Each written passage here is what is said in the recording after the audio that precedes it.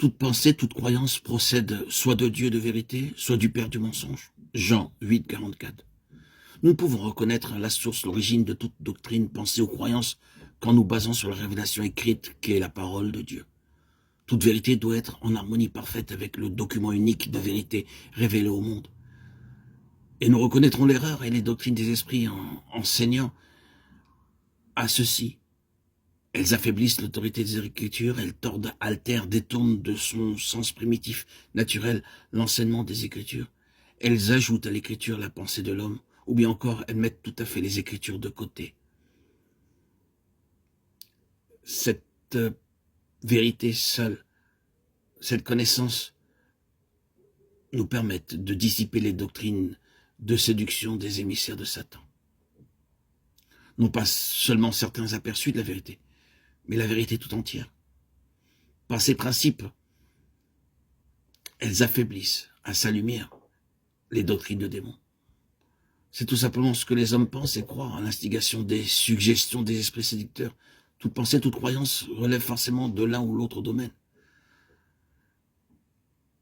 L'erreur ou la vérité qui relèvent l'un de Dieu, l'autre de Satan, sont enseignées par le fait que si l'Écriture n'est pas affaiblie, si l'Écriture n'est pas altérée, détournée de son sens primitif,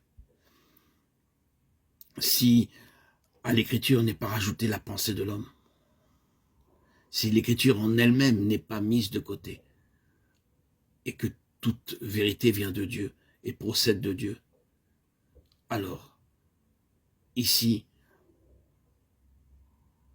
l'homme ne peut pas être trompé.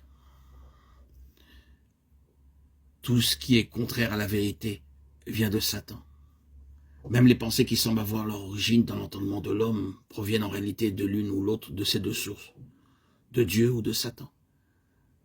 Car l'entendement de l'homme est ou aveuglé par Satan, et par conséquent un terrain fertile pour les enseignements de l'ennemi ou renouvelé par Dieu.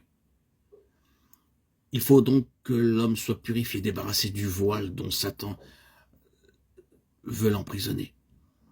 Et ainsi, il est rendu capable de saisir la vérité et de la transmettre. Rappelons-nous ces clés importantes.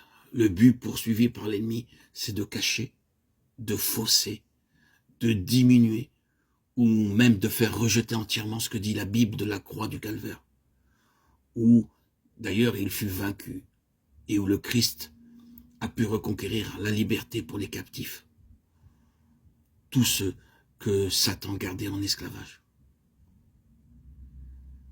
Il faut donc se rappeler, pour éprouver les pensées et les croyances, examiner si les propos que nous recevons de celui qui fait une prédication sont en accord avec les Écritures. Si leur teneur, leur attitude vis-à-vis de la croix et du péché, ils sont présents. En analysant à la lumière de ces deux principes quelques-unes des doctrines répandues dans le monde christianisé, nous trouverons alors que beaucoup sont des doctrines de démons.